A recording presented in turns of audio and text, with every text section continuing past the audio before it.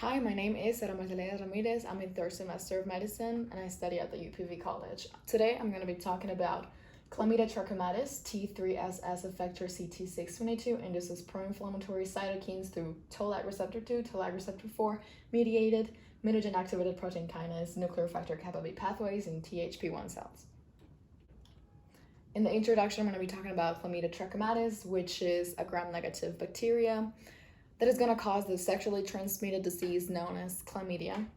And this is going to trigger the host inflammatory response. And the problem about this is that this is usually an asymptomatic disease that if it's discovered too late, it can cause long-lasting effects such as infertility, prostatitis, and ectopic pregnancies. I'm going to be talking about some concepts, which are the T3SS, which is type 3 secretion system, which is just the way the bacteria is going to put the effector protein in the host cell. And the effector protein is going to be CT622, which is going to trigger these two pathways, the mutagen activated protein kinase pathway and the nuclear factor kappa B pathway. There are signaling pathways that are going to activate a bunch of signaling cascades. Which is going to activate the inflammatory response. The main objective is identifying how in Chlamydia trachomatis T3SS effector CT622 induces pro-inflammatory cytokines through TLR4, TLR2 mediated mutagen activated protein kinase, nuclear factor kappa B pathways in THP1 cells.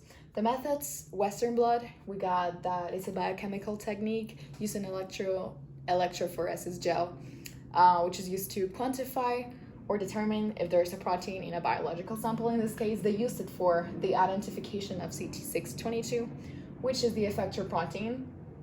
We got ELISA, which is an antigen-antibody reaction used to determine the presence of a protein, and in this case, they used it for the proteins in the inflammatory pathways, which are the MAPK and F kappa B inflammatory pathways.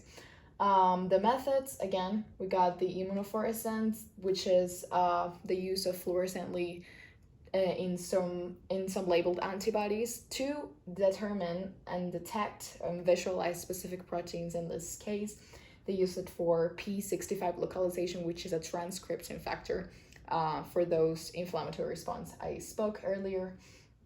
And the RNA interference, it's another method that involves the inhibiting of the expression of a specific protein by putting a small piece of RNA in the molecule. So they use this for the TLR toll-like receptor 2 and toll-like receptor 4. In the figure 2, which is A and B, we are going to have the GAPDH, which is going to be the control. So there's not going to be any change. And they added CT622, which is the effector protein, and the top is gonna be the con, which is the RNA interference. So the RNA interference is basically gonna stop the expression of the toll-like receptor 2 and the toll-like receptor 4, and that's why it appears blurred, a little blurred in those two, because they stop the expression of these receptors. In this graphic 3, we got the phosphorylation of all these protein sites, which are all the proteins in the mutagen activated protein kinase and nuclear factor kappa B pathways. So they evaluated again, they put again CT622 at a concentration of this, and over the time they realized that this protein site PSAPKJNAK, it stops over the time being like expressed. And here we got almost the same thing, but there's no notorious variation.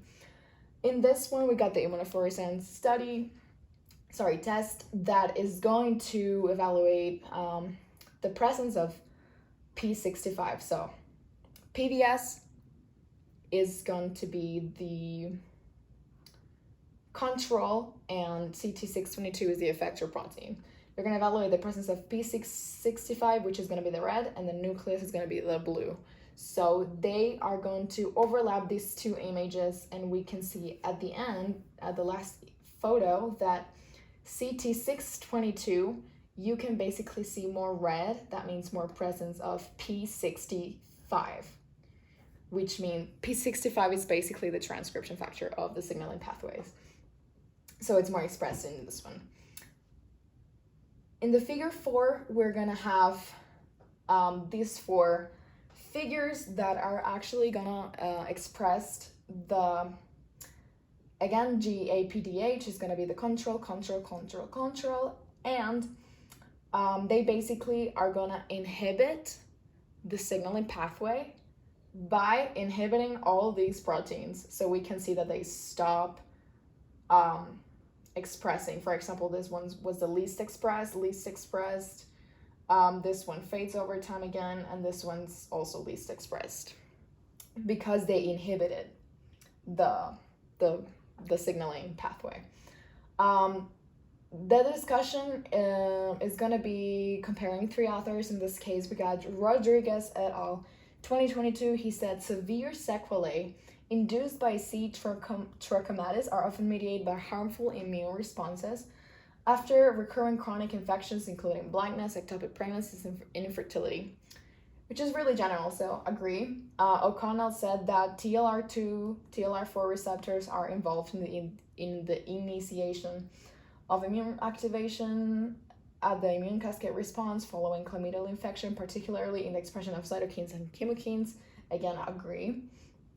And McGuire VA in 2015, he said that the signaling pathways, MAPK and nuclear factor kappa B, are the core downstream signaling pathways of the toll-like receptors to regulate the secretory inflammatory mediators.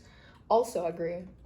And the conclusions are that the techniques used in molecular biology help identify specific molecular targets such as CT622 or signaling pathways like nuclear factor kappa B or mitogen-activated protein kinase.